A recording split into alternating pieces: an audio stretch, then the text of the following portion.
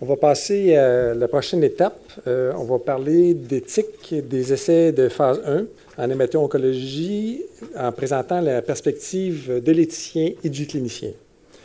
On aura avec nous Michel Duval et Patrick Gagognon, que je vais d'abord présenter. Ouvrant au CHU Sainte-Justine depuis 2010, Patrick Gagognon agit depuis 2014 à titre de vice-président du comité d'éthique de la recherche du CHU Sainte-Justine.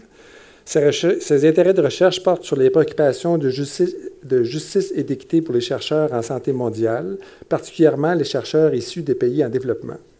Il prépare d'ailleurs actuellement une thèse de doctorat en bioéthique à l'Université de Montréal portant sur les défis éthiques de l'asymétrie de pouvoir dans les partenariats de recherche nord-sud en santé mondiale. L'hémato-oncologue Michel Duval est le co-directeur du service d'hémato-oncologie du CHU Sainte-Justine. Il agit aussi à titre de directeur médical du programme de lutte contre le cancer. Il a créé et coordonne le groupe de recherche en transplantation et greffe de sang de cordon du CHU. Ses intérêts de recherche sont l'immunologie du sang de cordon et de la greffe de sang de cordon, ainsi que les soins palliatifs, la douleur et l'éthique de la communication. Je vais vous parler un peu du déroulement de cette étape-là. On va d'abord avoir 3 vignettes qu'on va regarder ensemble. Michel va présenter chacune de ces 3 vignettes-là, une à la fois, évidemment.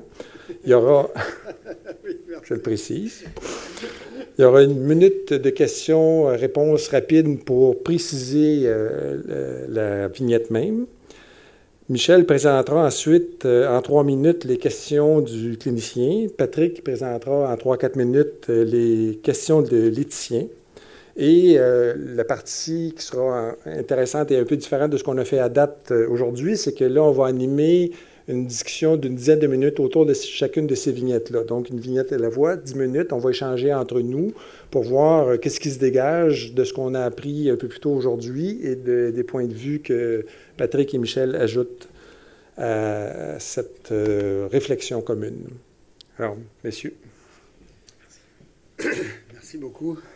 On a suivi les conseils de Pat Sullivan. On va raconter des histoires. Et puis, on va faire même beaucoup mieux que ça. On va raconter 3 histoires dont vous êtes le héros.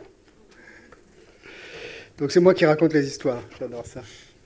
Je pense que vous avez les histoires devant vous pour pouvoir vous y référer s'il y a quelque chose qui vous a échappé. Puis, on va vous demander de voter pour mettre un peu d'animation là-dedans. Le premier cas clinique, vous êtes oncologue pédiatre. Et vous êtes le médecin principal d'une jeune fille qui s'appelle Gabrielle, que vous connaissez depuis 6 ans. En fait, elle est atteinte d'un cancer depuis 6 ans. Et vous êtes son médecin principal parce que vous êtes dans l'équipe celui qui connaît le mieux la maladie. Et puis dans l'équipe où vous travaillez, comme la nôtre, c'est le médecin principal et celui qui est attribué en fonction de sa connaissance de la maladie des patients. Vous la connaissez très très bien. J'irais même jusqu'à dire vous la connaissez mieux que vos neveux et vos nièces parce que vous la voyez plus souvent. C'est une petite fille qui est très très attachante, vous l'aimez beaucoup et elle vous aime beaucoup aussi. Pour vous donner une idée, quand son nom est cité dans les réunions de transfert le vendredi soir et le lundi matin entre médecins, à chaque fois que son nom est cité, tout le monde sourit autour de la table. Vous êtes oncologue pédiatre parce que votre motivation principale c'est de guérir les enfants atteints de cancer. Alors pour ça, vous faites non seulement vous les soignez, mais vous faites aussi de la recherche à titre bénévole, c'est-à-dire que vous n'en tirez aucun intérêt financier. Et dans ce cadre-là, vous êtes investigateur dans un essai de phase 1 qui justement s'adresse au cancer dont Gabrielle est atteinte. Vous êtes investigateur dans cet essai de phase 1 parce que, comme je vous l'ai dit au départ, c'est vous qui connaissez le mieux dans l'équipe la maladie de Gabrielle. Gabrielle a déjà eu 4 lignes de traitement, c'est-à-dire qu'elle a déjà eu que 3 rechutes. Et puis, il n'y a plus d'espoir de guérison pour elle. Elle est déjà suivie par l'équipe de soins palliatifs depuis plusieurs mois. Je n'avais pas fait exprès en préparant ça, je n'avais pas prévu la chose d'avant. Il y a cet essai de phase 1 dont vous êtes un investigateur qui vient d'ouvrir dans votre centre. La particularité, c'est que comme vous êtes investigateur, il y a beaucoup de travail administratif et vous avez passé des dizaines d'heures de travail bénévole, comme je vous disais, pour ouvrir cet essai. Et puis récemment, vous y croyez beaucoup parce que vous êtes un expert de la maladie, puis vous pensez que ça peut fonctionner à terme. Et récemment, vous avez travaillé tard le soir chez vous parce qu'il fallait remplir les paperasses pour le comité d'éthique à la recherche, Patrick, et que dans la journée, vous n'avez pas vraiment eu le temps. Et puis, vous avez mis les bouchées doubles parce que vous savez que le premier enfant qui pourrait en bénéficier, qui pourrait être inclus dans l'essai, c'est Gabrielle, et vous pensez que ça pourrait être utile pour elle. Et enfin, l'essai est enfin ouvert et Gabriel est éligible. Alors vous êtes hémato-oncologue et vous vous retrouvez devant la famille et vous devez leur expliquer évidemment les principes généraux des essais de phase 1. Donc vous leur dites, je ne sais pas si vous pouvez, on peut passer à la... Est-ce que c'est là, donc il faut que j'appuie là-dessus. Ah voilà. Vous leur dites, réponse numéro 1, que leur but est le but des essais de phase 1 est de déterminer la dose sécuritaire du médicament. Ou bien vous leur dites que la fréquence des effets secondaires importants est de l'ordre de 10 à 20%. Ou bien vous leur dites la fréquence des décès dus au traitement est de l'ordre de 1%. Ou bien vous leur dites 10 à 20% des patients tirent un bénéfice, 10 à 20% des patients inclus dans un essai de phase 1 en tirent un bénéfice. Ou bien vous leur dites tout ça. On peut voter? Comment on connaît les résultats? Ça ne fonctionne pas? Où est-ce que les résultats ils sortent où, Patrick? Cossette? Ah, ok. Est-ce qu'il y a un pour que ça fonctionne? Oui.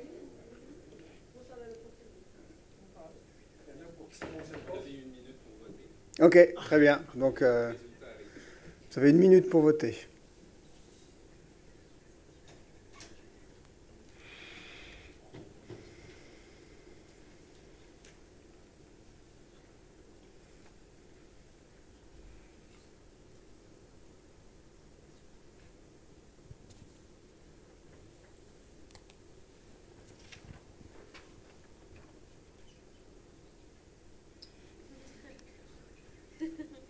Suspense.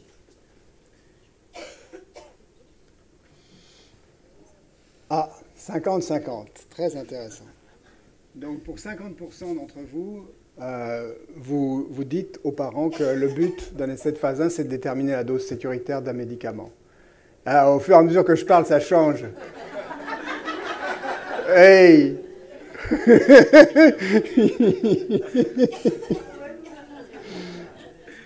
Oh là là là là, tricheur! C'était plus drôle avec 50-50. On va attendre que ça arrête de bouger. Tant que ça rentre. 1/3, 2/3. Et non, 3/4, 1/4. Et 3/4 d'entre vous pensent que toutes les réponses sont bonnes. C'est-à-dire que à la fois, vous leur dites que le but, c'est de déterminer la dose sécuritaire du médicament. Vous leur dites aussi que la fréquence des effets secondaires importants, c'est de l'ordre de 10 à 20%. La fréquence des décès est très rare, de l'ordre de 1%. Qu'il y a 10 à 20% des patients qui en tirent un bénéfice et que toutes ces réponses sont bonnes. Vous dites que tout ça, c'est vrai. En effet, quand vous reprenez la littérature, on est à peu près dans cette zone-là, avec des risques d'effets secondaires qui sont par définition de l'ordre de 10 à 20%, puisqu'on augmente les doses jusqu'à ce qu'on rencontre les effets secondaires en général. Donc il y a nécessairement des patients qui vont en avoir. Les fréquences de décès, comme nous en a parlé Laurie Seller tout à l'heure, sont très bas, de l'ordre de 1 à 2%. Et le bénéfice, moi je le compte de 10 à 20%, parce qu'il y a en effet environ 10% de réponses objectives, mais il y a aussi des maladies qui sont ralenties, ou bien des symptômes qui sont ralentis, donc qui permettent à l'enfant de passer plus de temps avec sa famille. Moi, ça me pose 3 types de questions que je n'ai pas résolues, mais j'espère que vous allez nous aider à les résoudre, ou bien à les brasser ensemble. Le premier, c'est... toute la question éthique, c'est que toutes ces réponses sont bonnes. C'est-à-dire que le but, c'est évidemment de déterminer la dose sécuritaire du médicament, mais quand on inclut un enfant dans un essai de phase 1, puis la vignette le montre, on s'attend aussi, on espère aussi qu'il y ait des bénéfices pour cet enfant-là. En fait, on parle souvent du double rôle, chercheur-clinicien, donc le médecin principal dans notre institution, puis dans la plupart des institutions, dans ces maladies rares, et aussi le chercheur, donc il a 2 chapeaux. Mais en fait, il a souvent 3 chapeaux, parce qu'il connaît très très bien cet enfant-là. Et donc il commence à passer un peu non plus dans la... Il est encore dans la sphère des professionnels, mais il est aussi un peu dans la sphère des proches. Et nécessairement, comme nous en parlait Pat Sullivan, il n'est pas un ordinateur. Il a des émotions, et puis ces émotions vont interférer dans sa façon de gérer la situation. Donc, comment on gère ça? Comment on gère ce triple rôle? J'espère que Patrick va me donner les recettes. Mais pour moi, c'est une question qui est importante. Et comment on gère aussi les émotions qu'on peut ressentir face à une famille ou un patient qu'on connaît très très bien et avec lequel on est très très impliqué. Ça, c'est une première question pour laquelle je n'ai pas vraiment la réponse. J'ai quelques éléments de réponse, mais je n'ai pas la réponse totale. La deuxième, c'est comment on applique le concept de partenariat patient à cette situation-là, à ces situations-là. On fonctionne maintenant non seulement sur un modèle de médecin principal qui forme la base de la façon dont on est organisé, mais aussi sur un mode d'approche qu'on appelle partenariat patient, qui est valorisé non seulement par notre institution à Sainte-Justine, mais également par l'université à laquelle on appartient. Il y a même une direction du partenariat patient et de la collaboration à l'Université de Montréal. Je pense qu'Alexandre Berkes a au moins assisté au début de la réunion. Comment on adapte cette façon de faire à ces situations-là où on peut être extrêmement impliqué émotionnellement. Et a priori, ce mode d'intervention où la décision est non seulement partagée à la fin, mais construite ensemble, implique une implication du médecin qui dépasse le simple expert froid et rationnel. Donc ça implique nécessairement une certaine utilisation de ses émotions, de ses propres émotions dans la décision. Comment on fait? Quelles sont les limites? Quelles sont les balises? Comment on fait dans les situations extrêmes, comme par exemple quand les familles veulent y aller à tout prix? C'est quoi le partenariat patient quand les familles veulent absolument y aller? C'est quoi le partenariat patient quand, au contraire, les familles se reposent entièrement sur nous, avec des questions du genre « si c'était votre enfant, qu'est-ce que vous feriez ?» ou bien alors « dites-moi simplement ce qu'il faut faire, puis je le ferai ». Ça, c'est le deuxième type de question que je me pose. Comment insérer, comment articuler dans ces situations difficiles le partenariat patient? Et puis le troisième, j'en ai un peu parlé, c'est la question de la gestion des émotions. Je pense que Pat a bien introduit à la fois sur ses diapos et dans son comportement l'importance des émotions dans ces situations-là. Tout le monde sait, en tout cas tous ceux qui ont lu un tout petit peu de neurosciences savent que les décisions humaines ne sont pas basées sur la raison, mais très largement sur les émotions. Comment on fait pour gérer ça? Comment on fait pour ne pas passer certaines balises qu'on a soulevées au cours de la journée? Et comment on gère ses propres émotions? Comment on gère les émotions des patients? Et puis, comment on gère les émotions des autres soignants aussi dans ces situations. Donc, 3 types de questions que je voulais ouvrir. Le triple rôle, avec le médecin comme aussi un proche du patient, le partenariat patient dans cette situation-là, et la gestion des émotions, les siennes et celles des autres. Et Patrick va nous donner la clé de tout ça. Merci Michel, c'est beaucoup d'honneur. Je ne sais pas si j'ai la clé pour tout ça, mais je vais apporter d'autres préoccupations pour nourrir notre réflexion ce soir. Alors, dans les essais cliniques de phase 1, ce que je peux dire de mon expérience au comité d'éthique, c'est que ça représente également, c'est pas seulement un défi pour Michel ou pour la famille, ça représente également un défi pour l'éthicien au sein du comité où j'interviens. Pourquoi c'est un défi? J'aimerais ça rappeler le rôle du comité d'éthique. Donc, c'est très bien écrit que notre mandat, c'est d'assurer la protection du participant, c'est de veiller au bien-être du participant à la recherche. Alors, le mot bien-être, il est très positif, il sonne très très bien, mais lorsque on nous soumet un projet de phase 1 en hémato-oncologie, qu'est-ce que ça veut dire le bien-être du participant? Et pour moi, le défi est d'autant plus grand que l'essai clinique de phase 1, toute la littérature, toutes nos guides avec lesquels on travaille au comité d'éthique nous disent il n'est pas fait pour guérir. Donc, on me demande d'évaluer quelque chose, de prendre position sur quelque chose qui n'est pas fait pour guérir, mais il faut que je pense au bien-être d'un enfant, des participants, lorsque je vais évaluer ce projet-là. Autre défi qui se pose à moi, c'est que dans l'évaluation éthique, on se situe dans la perspective du participant à la recherche. Donc, autre préoccupation, comment me mettre dans la perspective? Si je prends la vignette que Michel a présentée, comment je me mets dans la perspective de Gabriel et des membres de sa famille lorsque j'ai ce protocole en face de moi? Et pour compliquer le tout, pour compliquer ma réflexion, je vois que tous les arguments qui ont été exposés, ils sont tous vrais. Donc, ce n'est pas pour guérir. Il y a des risques très importants. Il y a des bénéfices très infimes, mais ils existent quand même. Il faut les exposer. Alors, ce que j'ai en tête, c'est quoi ces bénéfices-là? C'est quoi ce bien-être du participant dans l'essai clinique de phase 1? Est-ce que c'est prolonger la vie pour quelques mois? Et je réalise que dans dans notre travail, ça, on ne le nomme pas. Donc, on va évaluer un formulaire de consentement, on va lire un protocole de recherche, on va l'évaluer, on va voir les risques, mais dans les bénéfices potentiels, on ne verra pas ces arguments-là. Alors que toute la littérature qu'on a vue avec les présentatrices de tout à l'heure montrait, à partir des études qualitatives, qu'il y a quelque chose qui est valorisé par les participants. Mais dans notre grille d'évaluation au comité d'éthique, dans notre réflexion, ce n'est pas quelque chose qu'on peut écrire. Alors je me dis, mais en parlant d'innovation dans les essais cliniques de phase 1, peut-être que, pas de le faire demain là, mais de commencer à réfléchir en dehors de la boîte.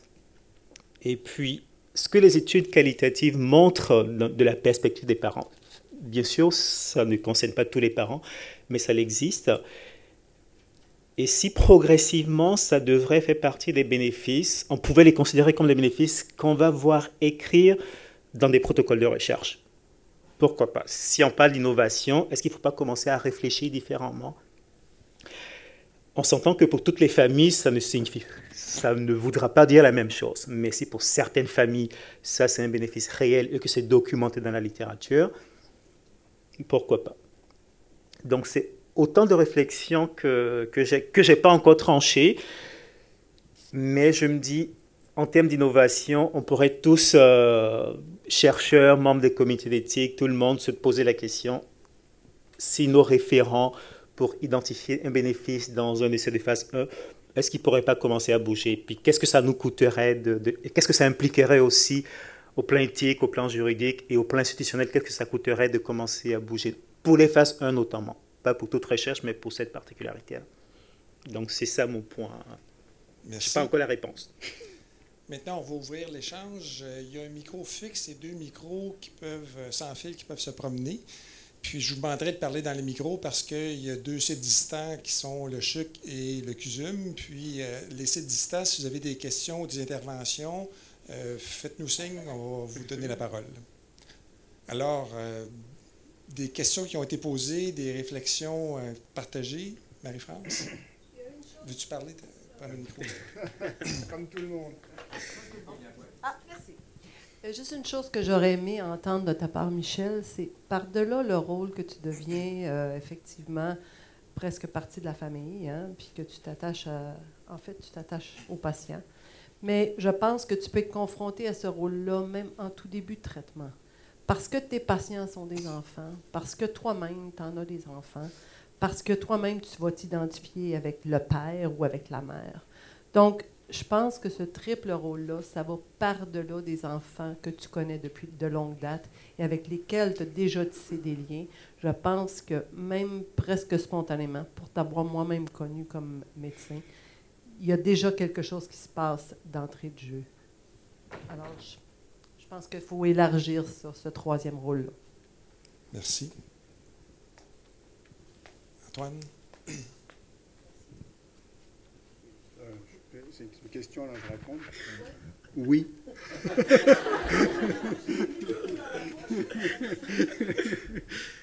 Non, je pense que pour moi, c'est au cœur de ma réflexion actuelle, c'est-à-dire qu'on passe d'un modèle, c'est un peu le sens de ma question tout à l'heure sur la méprise thérapeutique, un modèle où les parents reçoivent une information factuelle, rationnelle, froide, dénuée d'émotion, et puis de façon raisonnable, ils vont prendre la décision d'inclure leur enfant dans une phase 1 ou pas dans une phase 1.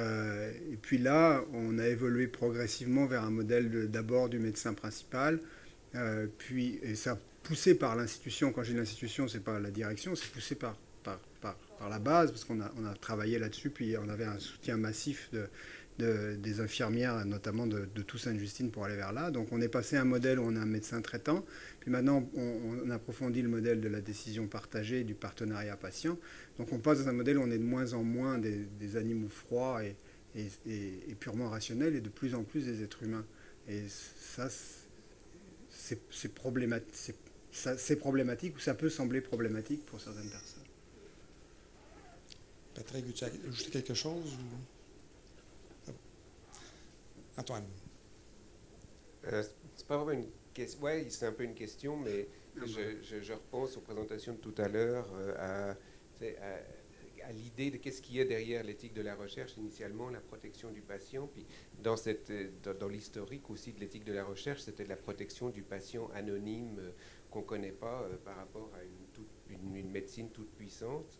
Puis là, on est dans une dynamique qui est totalement inverse, avec une quasi-intimité entre les soignants et le patient, dans une dynamique de partenariat où les émotions sont fortes. Et je me demande en fait si la réponse n'est pas dans la question.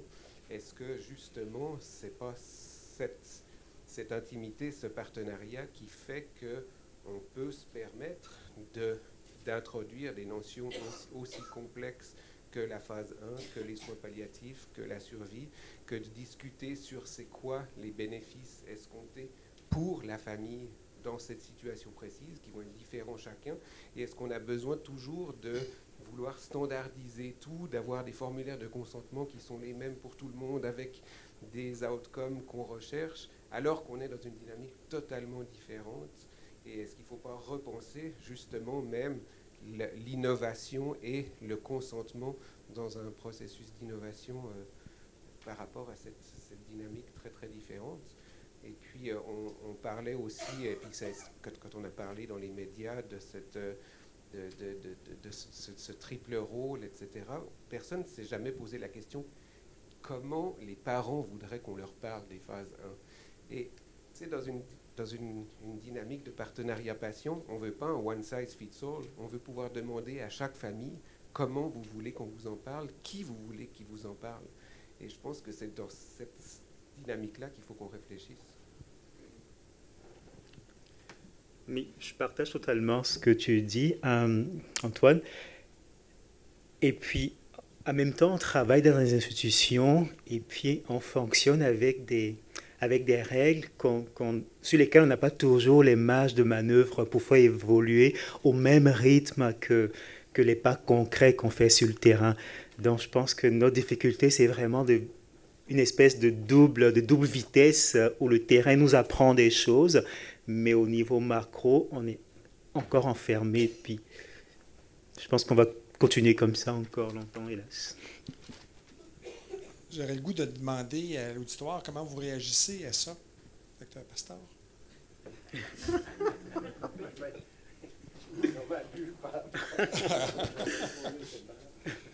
J'ai pété votre bulle. Totalement. J'ai un commentaire. Carole Baudry, je travaille à l'EUQA. On n'est pas le gouvernement, on n'a pas la structure que vous avez. On a l'impression qu'on peut faire avancer les choses rapidement. Quels sont les freins? Qu'est-ce qui empêche, si on sait qu'on doit faire évoluer le processus, dans le fond, c'est un peu ça. La place du parent ou de la famille, ben, les bienfaits pour la famille, autant de familles, autant de bienfaits, ça on le sait déjà. On ne pourra pas identifier un bienfait pour la famille.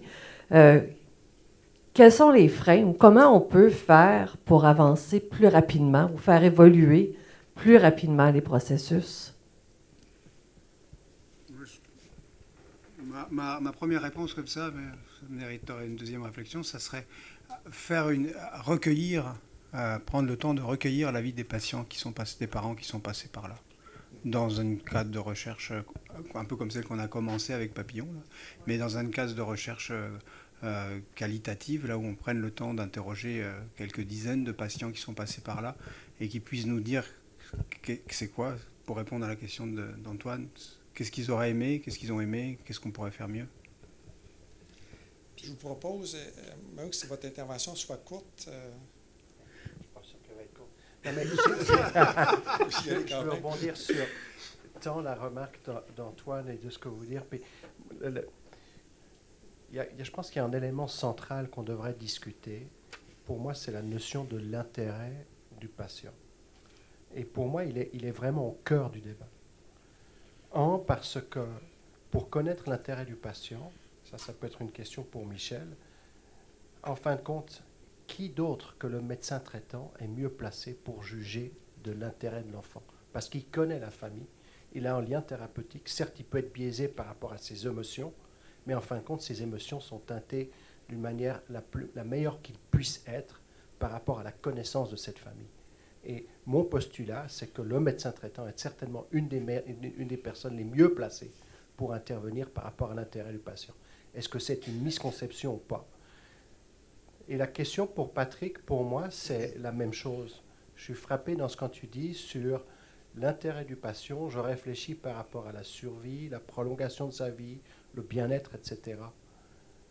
On doit là aussi réfléchir, pour rebondir à ce que disait Pat Sullivan, c'est quoi l'intérêt du patient? Et quand on est dans un échec thérapeutique, ça veut dire quoi l'intérêt? C'est plus la vie. C'est un issue de mort ou vie. Et les valeurs qu'il y a à ce moment-là sont totalement différentes. Alors, c'est quoi la position de l'éthicien par rapport à l'intérêt? Et comment est-ce qu'on définit l'intérêt? Puis c'est là où on a besoin, d'une manière très profonde, de l'input des parents eux-mêmes et des enfants eux-mêmes, qui nous aident à définir l'intérêt là. Mais moi, je vais me permettre ces points que vous amenez, dans le fond, il y a deux éléments que je retiens. Ça rejoint ce qu'Antoine disait, ça passe par la relation. Puis, la notion aussi de méprise, mais moi, je le verrais plutôt que l'espoir change avec le temps. On pourrait partir de là, après la deuxième vignette clinique, puis poursuivre la discussion. On n'arrête pas, là, on poursuit. Alors, j'inviterais Michel à présenter la deuxième vignette. La deuxième cas clinique, vous êtes encore oncologue pédiatre. En fait, vous allez l'être pendant les 3 histoires. Et vous êtes encore investigateur dans un essai de phase 1. Vous êtes l'investigateur principal pour votre institution. On vous réfère un patient, un jeune garçon, un jeune homme de 16 ans, qui n'a aucun espoir de guérison avec les traitements classiques. On vous le réfère pour une inclusion potentielle dans l'essai dont vous êtes investigateur. Dès le début du premier entretien, les parents vous disent qu'ils veulent absolument enrôler leur enfant dans l'essai, ils sont venus pour ça et qu'ils n'ont de toute façon rien à perdre. Vous les trouvez très émotifs.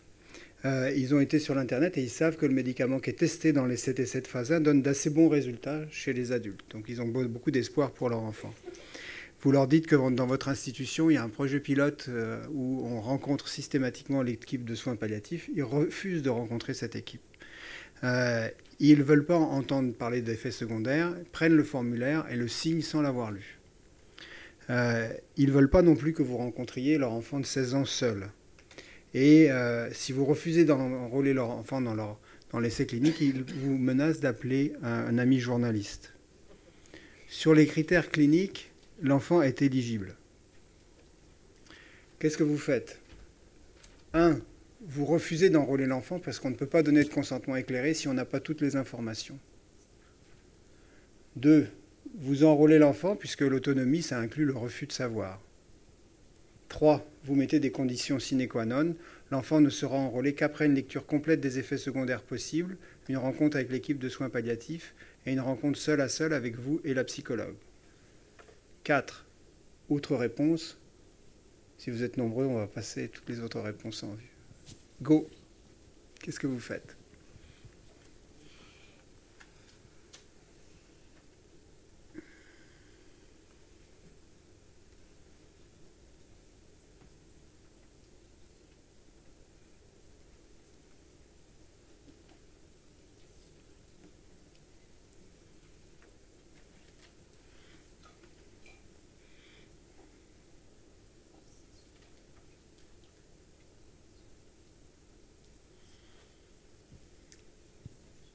Oh, de l'encadrement.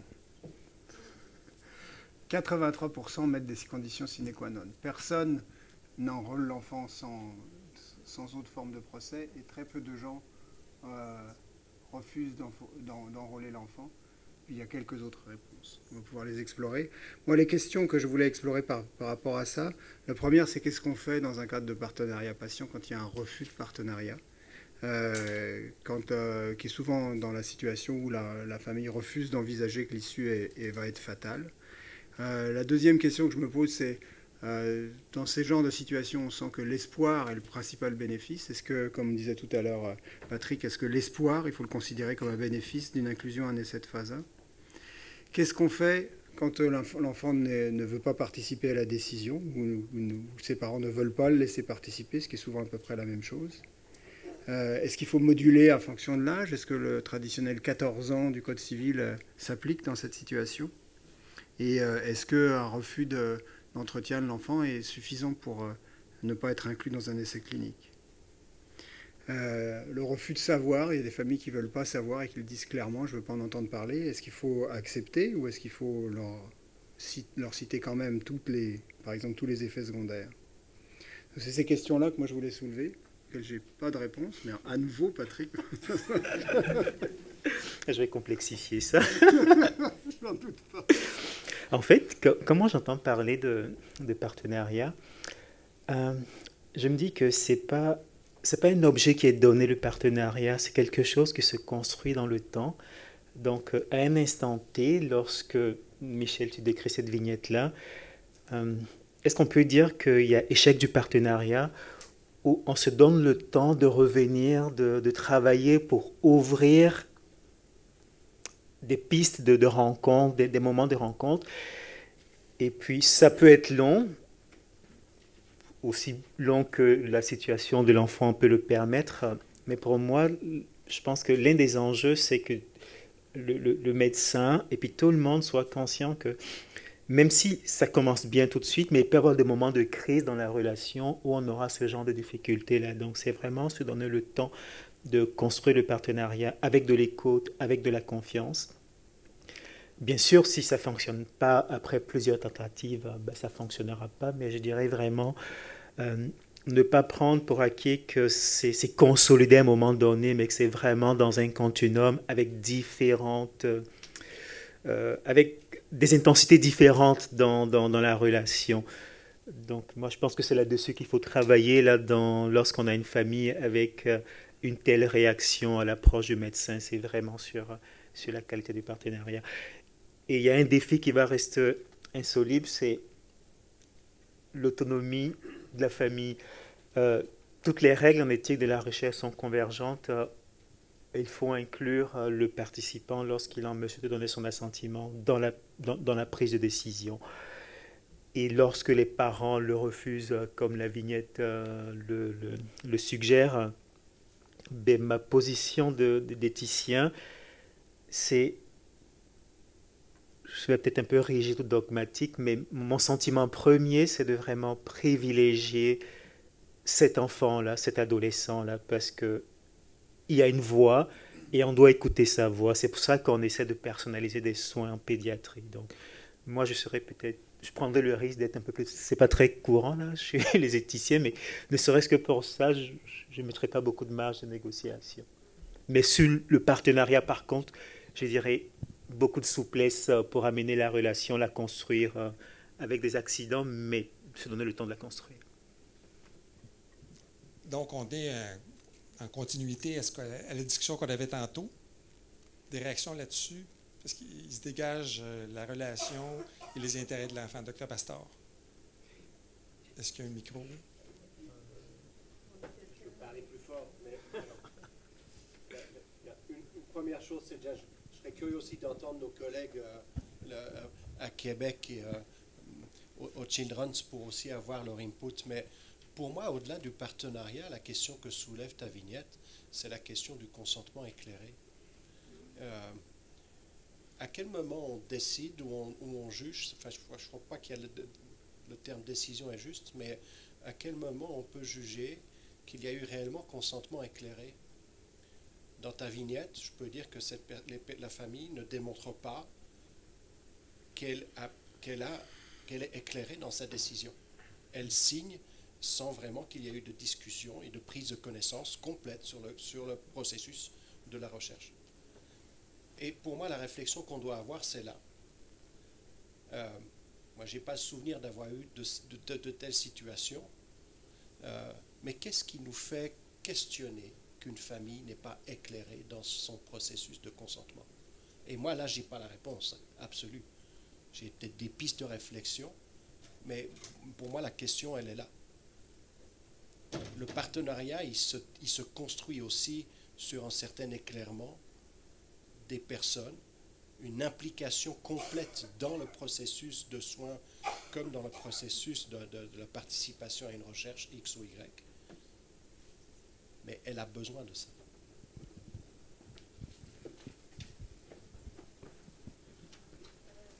Des réactions?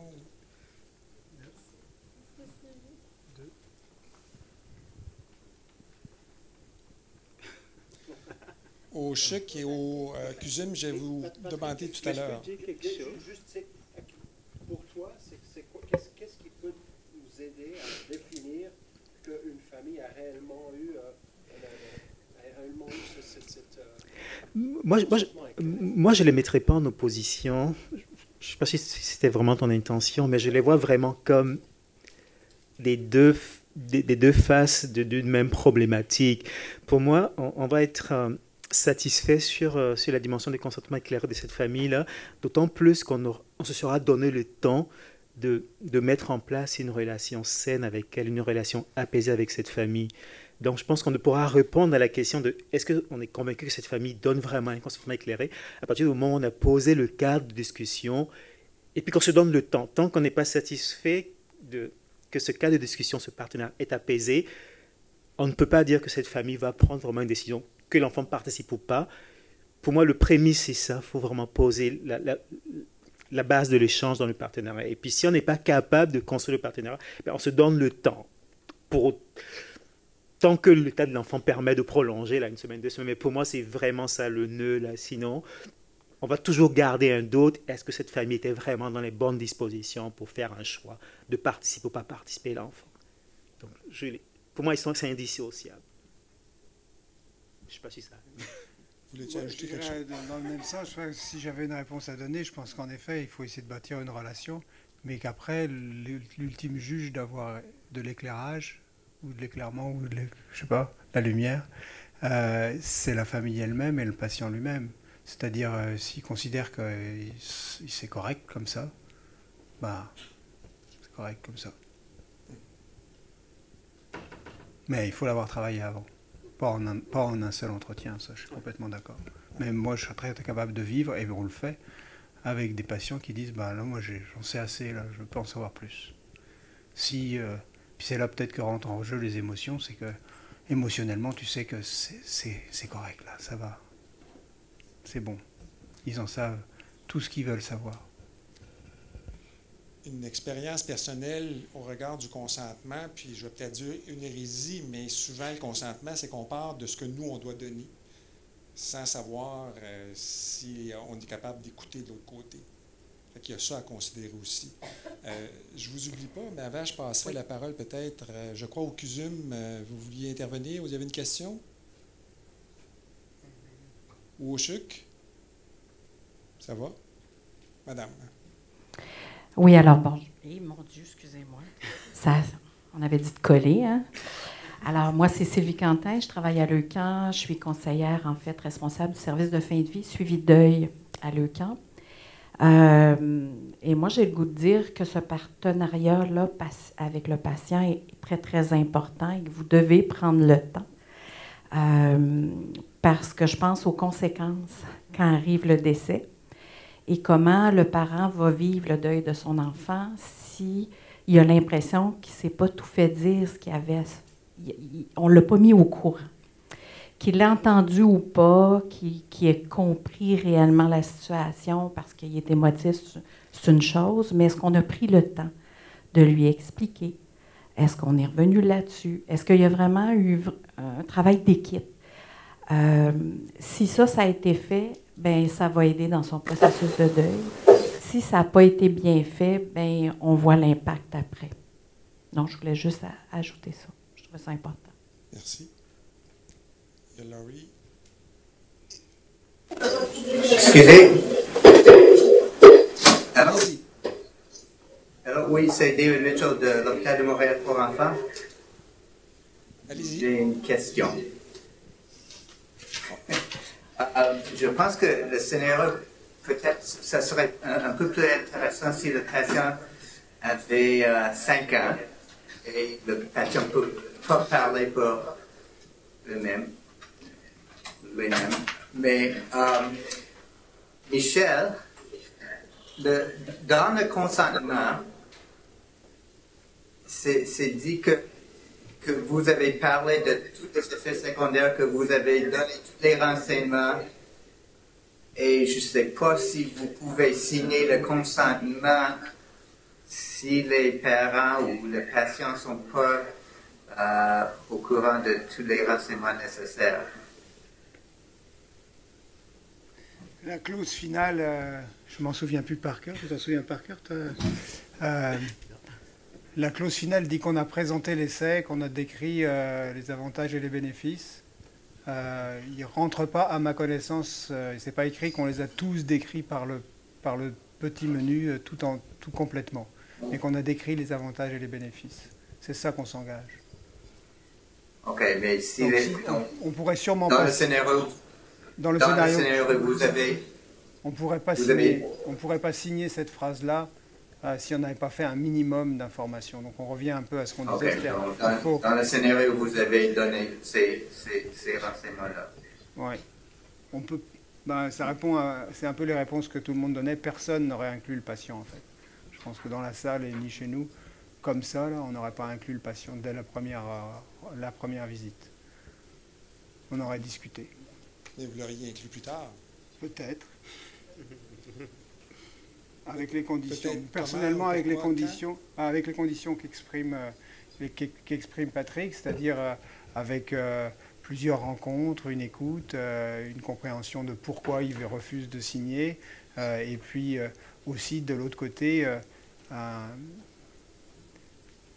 l'acceptation qu'on ne va pas nécessairement tout décrire par le menu s'il ne désire pas avoir la description de tout par le menu. Mais qu'au moins les grands risques soient expliqués et compris, ça me paraît nécessaire. Donc les conditions dont on mettait dans la troisième réponse, il y avait 83 %, c'est la démarche dans le fond. Oui, je pense que ça correspond à peu près à notre démarche, puis c'est celle qui a l'air d'être majoritaire dans la salle. Puis il y avait 13 % d'autres réponses que si on n'a pas couvertes, j'aimerais connaître. Peut-être qu'on l'aura un peu plus tard, parce que là, je suggérais qu'on passe à la troisième vignette. Oh, je m'excuse, Laurie. C'est correct, c'est correct. On va prendre Laurie d'abord. Je voulais juste peut-être faire le point sur quelques petites affaires. Fait que la première chose, ça serait que je pense que tout le monde veut prioriser le partenariat avec les familles et les patients. C'est très important. Mais il reste quand même certaines balises et on est encadré un peu par exemple, notre code de déontologie professionnelle, le Code civil du Québec, etc., etc. Fait que le premier petit point que j'aimerais faire, c'est le mot autonomie. Je l'entends souvent, l'autonomie des parents. Mais l'autonomie, le mot autonomie, c'est autonomos. Ça vient de la grecque self-rule. Ça veut dire qu'on a le droit de faire des décisions pour nous-mêmes, selon nos valeurs, nos priorités. Mais pour les parents qui font les décisions pour leurs enfants, c'est pas du n'importe quoi. Les adultes, ils peuvent faire des décisions très questionnables pour eux-mêmes, puis dans le fond, ils sont aptes, on les laisse faire. Mais si tu fais une décision vraiment niaiseuse pour ton enfant, oups, la DPG va être appelée, puis ça risque de nécessiter une intervention de la partie des professionnels en soins. Fait que ça, c'est ma première petite balise que j'aimerais mettre, que les parents n'ont pas nécessairement une autonomie pour décider n'importe quoi pour leur enfant. Il faut qu'ils agissent dans le meilleur intérêt de leur enfant. Deuxième affaire, le Code civil dit que les gens qui donnent un consentement pour un autre, il faut considérer les biens, la proportion entre les risques et les biens, et il faut que la décision ou le traitement suggéré ou qu'est-ce qui est en question soit recommandé. Fait que comment ils peuvent faire cette weighing of risks and benefits s'ils ne veulent même pas entendre quels sont les effets secondaires. Fait que j'aurais un peu de misère à dire que pour prioriser le partenariat, pour prioriser qu'est-ce que la famille est capable d'entendre en ce moment, on va les laisser décider des choses un peu hors de les exigences qu'on utilise normalement pour dire qu'on a reçu un consentement éclairé et volontaire. L'assentiment de l'enfant de 16 ans. Le Code civil vous l'exige. Dans le cas où l'enfant peut comprendre les conséquences de l'étude, il faut avoir son assentiment et son refus doit être respecté.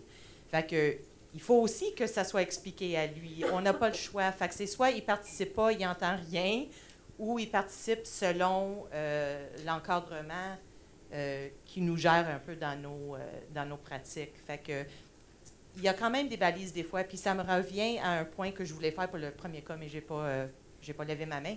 Mais quand on parle encore de le bien pour la famille, mais le Code civil nous exige des biens pour la santé, soit de l'enfant ou les enfants du même groupe avec la même maladie, le même handicap. Pas la famille, pour la recherche, sous article 21. Fait que ça aussi, ça nous restreint un peu dans qu'est-ce qu'on peut accepter. Puis je suis sûre que si jamais un protocole arrive, puis c'est marqué, on ne va pas expliquer les risques à aucun participant. Le Code d'éthique de la recherche va retourner, puis ils vont dire, bien, désolé, mais on ne peut pas l'accepter comme ça. Fait que je ne sais pas pourquoi ça deviendrait acceptable pour une famille en particulier, si ça ne serait pas acceptable pour personne au niveau de la CER. Fait que c'est juste quelques pensées que je voulais partager. Bien, ça rejoint le 83 de « ça ne marche pas comme ça, il faut faire quelque chose ». Alors, passons à la troisième vignette, pour poursuivre la discussion après. Troisième et dernière vignette, vous êtes encore oncologue pédiatre. Ah ouais. Vous êtes à votre clinique et vous rencontrez une famille dont l'enfant est probablement éligible à un essai de phase 1 dont vous êtes l'investigateur. Cette famille a une réputation de méfiance envers les soignants. Le bruit court dans l'équipe qu'ils enregistrent les médecins à leur insu et que leur site Facebook dénigre les soignants de l'hôpital. Une étude, d'un autre côté, une étude menée dans votre service, c'était le cas de Triceps, là, dont Annie a parlé, a montré que plus de 90% des familles trouveraient immoral de ne pas se faire proposer une étude de phase 1 si leur enfant était éligible. C'est-à-dire dans la situation où un enfant serait éligible à une étude de phase 1, la situation où le médecin ne dirait rien à la famille, ne parlerait pas de l'étude ouverte dans son centre, serait considérée comme immorale par la grande majorité des parents. Au début de l'entretien, vous voyez le père de l'enfant mettre la main dans sa poche. Vous sentez votre cœur accélérer et un peu de sueur perler à votre front. Vous. Alors on regarde de cette famille qui est réputée pour enregistrer les soignants à leur insu et les mettre sur son site Facebook. Vous présentez l'essai de phase 1 avec empathie comme vous le faites d'habitude. Vous présentez l'essai de phase 1 de façon factuelle, sans empathie pour ne pas risquer le reproche d'influencer la décision. Vous ne présentez pas l'essai de phase 1 et vous demandez à un collègue de le faire à votre place. Vous ne mentionnez pas l'existence de l'essai de phase 1 et vous conseillez en réunion à vos collègues de faire de même. Vous ne mentionnez pas l'essai de l'existence de phase 1 et vous conseillez en privé à vos collègues de faire de même. Autre réponse.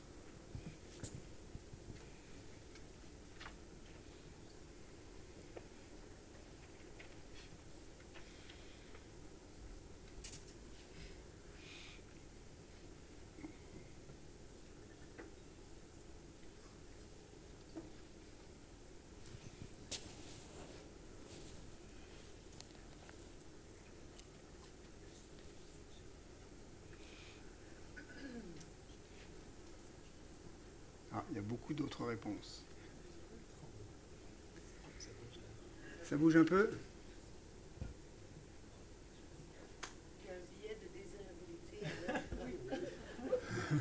J'ai introduit un biais de désirabilité. Non, c'était pour vous faire prendre position, en fait. Moi, les questions que ça me pose, ce cas clinique qui est lié à la recherche, mais pas seulement à la recherche, mais la recherche, c'est peut-être des enjeux qui peuvent être plus importants encore dans cette situation, c'est l'évolution qu'on observe depuis quelques années de la disparition de la sphère publique-privée. Classiquement, dans mes études de médecine, on nous avait appris qu'il y avait un dialogue, un colloque singulier, disait-on en France, entre le médecin et son patient. Bon, le colloque singulier est devenu souvent un colloque d'équipe, surtout en pédiatrie, entre une famille et toute une équipe soignante, mais c'est resté quand même un colloque entre deux partenaires quasi-privés. Maintenant, tout ce qu'on dit peut se retrouver dans les médias sociaux. C'est quelque chose d'inhabituel pour nous, c'est difficile à vivre. Comment on fait pour vivre avec cette nouvelle réalité ? Et comment on fait, nous autres, les soignants, qui avons choisi une profession où on n'est pas exposé, on n'est pas des politiciens, on a choisi un endroit où, a priori, on devait rester tranquille. Comment on peut apprendre à vivre exposé quand on n'a pas appris à l'être jusqu'à maintenant ? Ça, c'est ma première question. Comment on fait pour vivre comme soignant dans un monde où la frontière, comme dirait Mark Zuckerberg, la vie privée n'existe plus. La deuxième, c'est que ça introduit dans la relation entre le médecin et son patient une nouvelle asymétrie. On a classiquement l'asymétrie, la relation asymétrique entre le patient et son médecin, c'est que le patient souffre, par définition, c'est ça que ça veut dire. Il souffre et son médecin peut l'aider. Il est en situation de vulnérabilité vis-à-vis de son médecin. La diffusion de plus en plus dans les médias sociaux, ça introduit une asymétrie en sens inverse, où là, le médecin peut se retrouver exposé publiquement ou dans des petits cercles qui sont atteignables par d'autres, notamment d'autres de ses patients, sans que lui soit au courant, par exemple. Et lui, il ne peut pas corriger tout ce qui a été dit sur lui dans tous ces médias sociaux. Comment on fait pour vivre ça? Est-ce que c'est finalement une bonne chose, que ça corrige la symétrie initiale, ou est-ce que ça introduit d'autres difficultés? Comment on vit la relation avec les patients avec une nouvelle forme de méfiance, on peut dire, qui vient de cette asymétrie? Et puis la dernière question, c'est quand on a, c'est pour ça que je disais le cœur accélère et la sueur monte, comment on fait quand on a des émotions négatives comme ça qui nous gagnent, comment on les gère? Patrick, aide-moi à gérer mes émotions négatives. Je vais essayer de trouver des bons arguments pour que tu n'en aies pas. En fait, du point de vue de Laetitia, ce que ça m'inspire, c'est ce qu'on vit nous tous, c'est l'impact et l'influence du numérique dans notre vie de tous les jours. On enregistre, on fait des photos, on fait des petites vidéos. Et puis là, on se retrouve dans une éclat clinique de phase 1 qui est très complexe, qui arrive à un moment particulier de vulnérabilité pour la famille et pour le patient. Et puis on parle d'une famille qui enregistre ça. Alors ma réflexion, c'est de dire, au comité d'éthique, lorsqu'on reçoit les formulaires de consentement, ils sont très longs en général.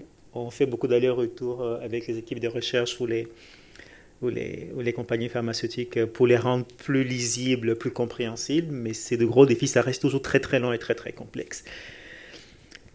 Essayons de regarder, d'avoir un autre regard là-dessus, plutôt que de... C'est possible qu'il y ait des familles malveillantes, mais j'essaie de prendre l'autre facette de la médaille.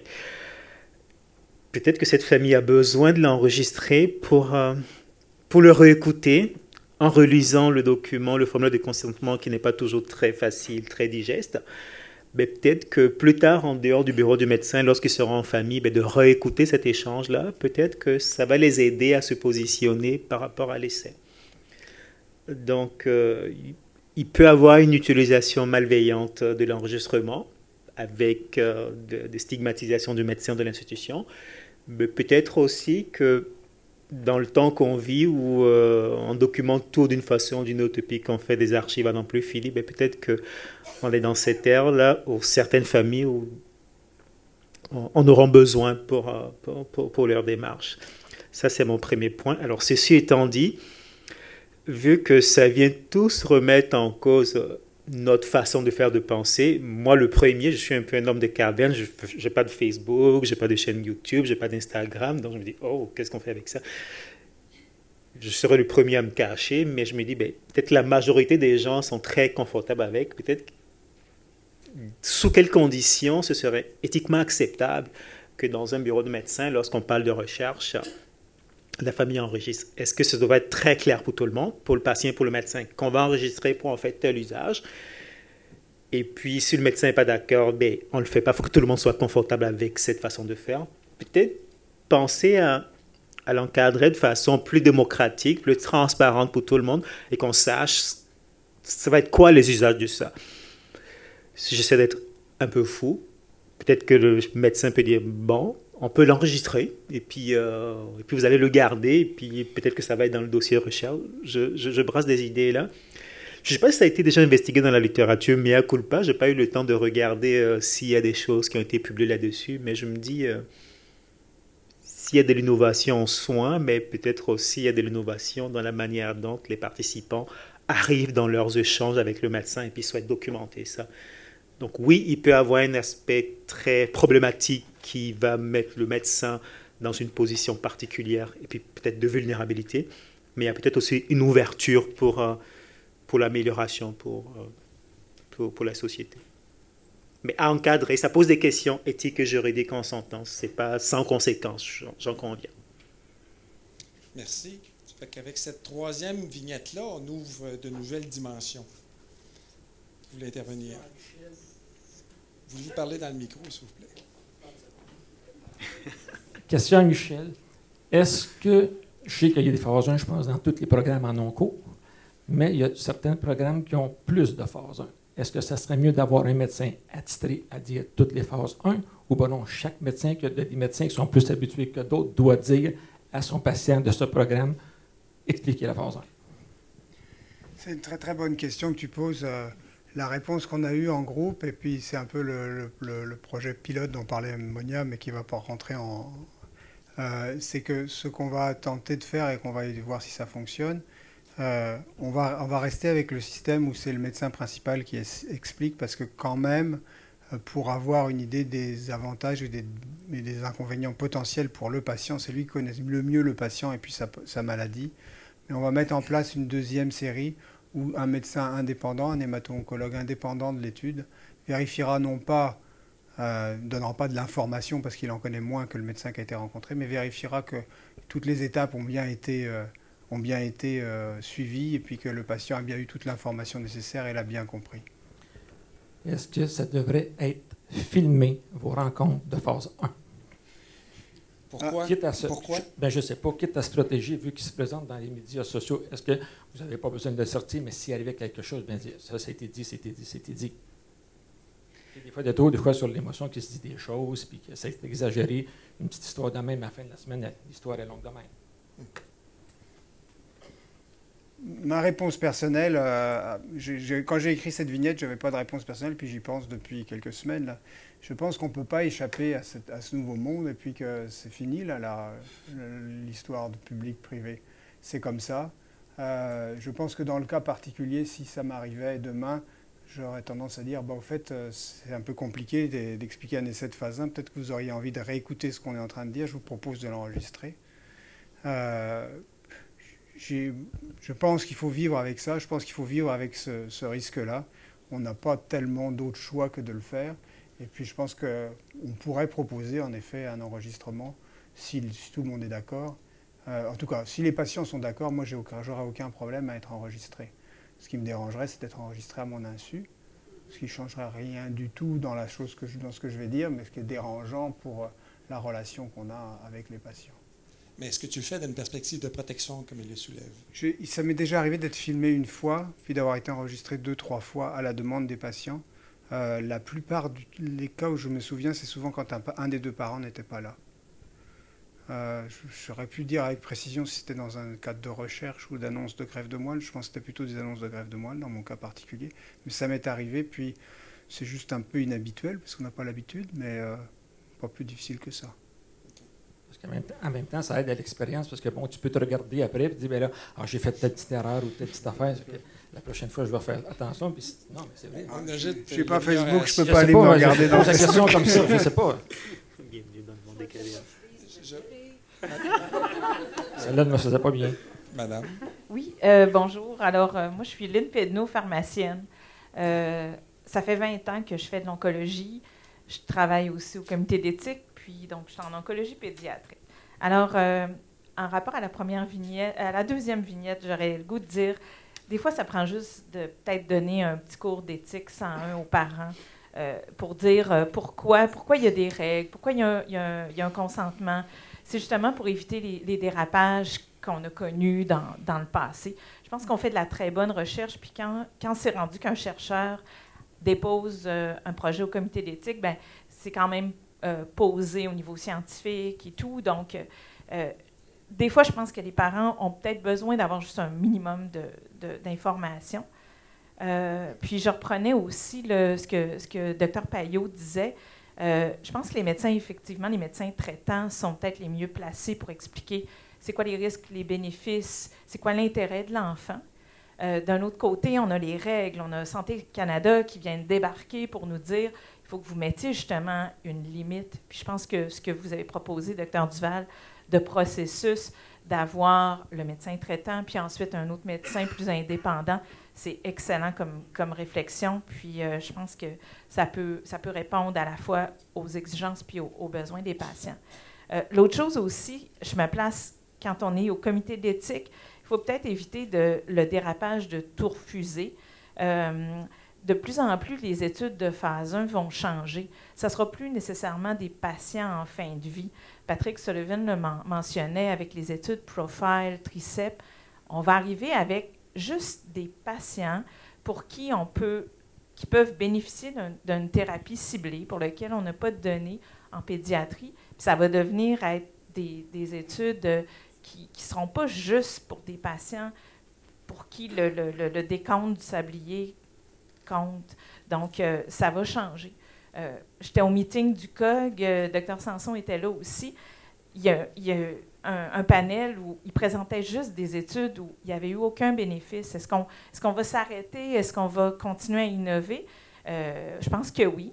Mais il faut pour trouver des choses, il faut arriver à à essayer des choses, puis à continuer à être innovant, puis être courageux, continuer à être courageux pour faire la recherche. Voilà.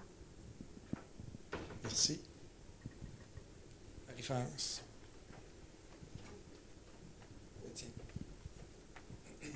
Juste une petite nuance. J'entends beaucoup parler de partenariat.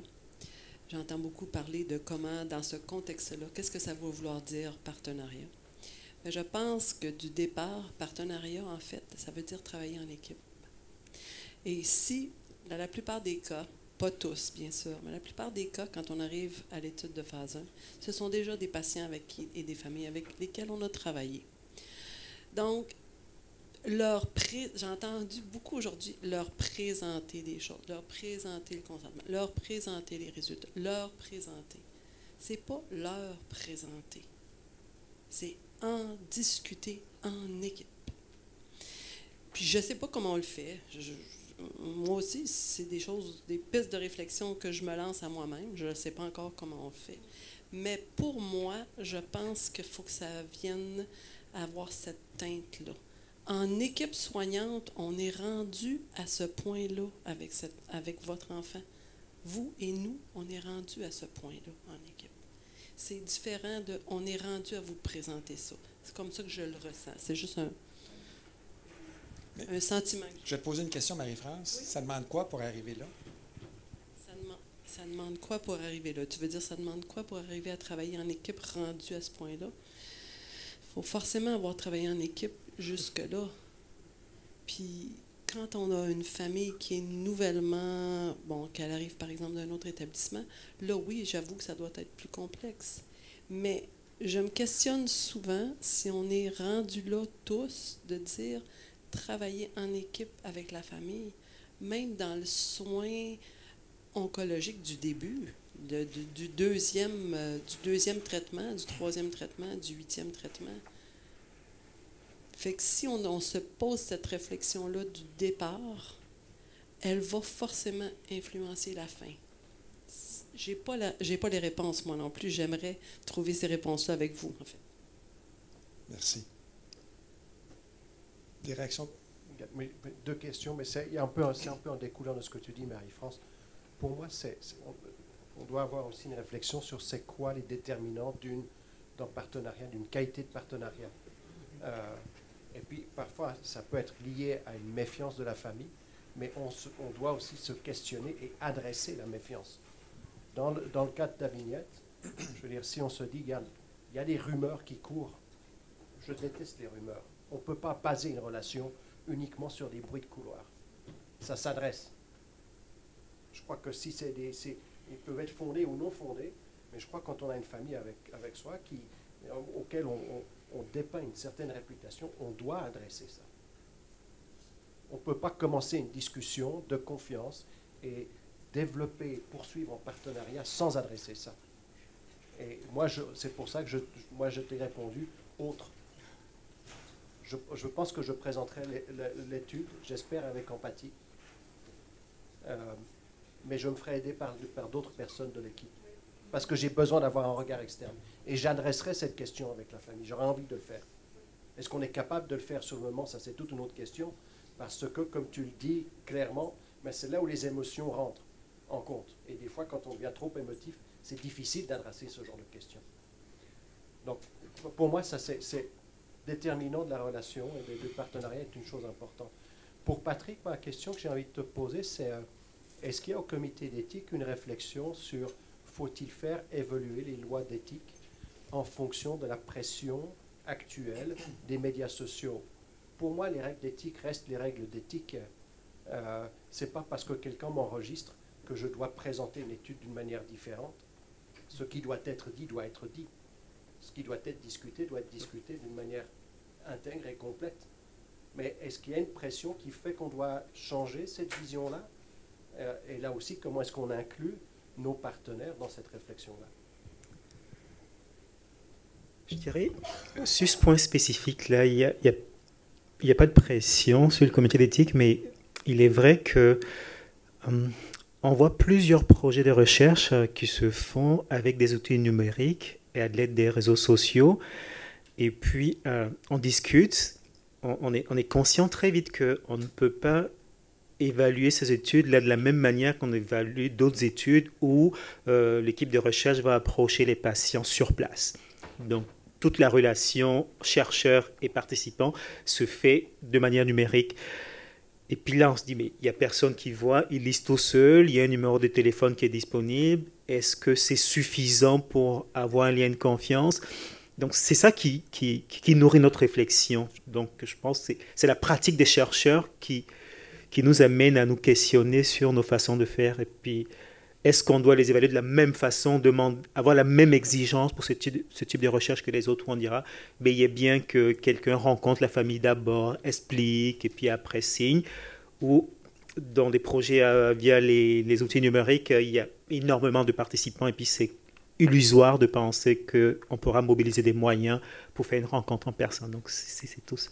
Si je veux poser la question de manière différente, pour moi, c'est est-ce qu'on doit baliser la confidentialité d'une manière différente au vu des enjeux modernes? Pour moi, la question, je la phraserais de cette façon-là. Parce qu'on voit qu'en fin de compte, la notion de confidentialité du fait des médias sociaux est une notion qui évolue constamment. Et ce qu'on entendait confidentialité il y a 10 ans, c'est pas ça n'a plus le même sens aujourd'hui. Oui.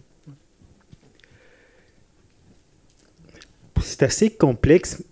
De mon expérience, je pense que si je prends l'exemple de Facebook, la notion de public-privé est différente. Alors, est-ce que le comité, dans l'évaluation de ça, va fonctionner différemment? Je dirais oui, on n'a pas le choix d'en tenir compte. Ce que vous publiez sur votre profil Facebook, vous ne pouvez pas considérer que ça reste privé au sens très très restreint, c'est accessible à énormément de gens. Donc on est obligé d'en tenir compte, de modifier notre évaluation de ça et notre encadrement. Michel, voulais-tu ajouter quelque chose? Non?